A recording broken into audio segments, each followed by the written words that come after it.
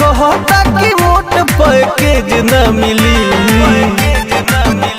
अरे TV cooler sofa Godrej ना मिली, होई लड़की मिली तो दहेज ना मिली, होई लड़की मिली तो दहेज ना मिली।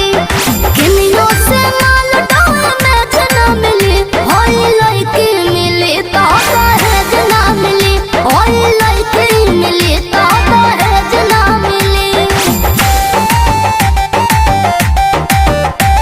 दहेज ना मिली।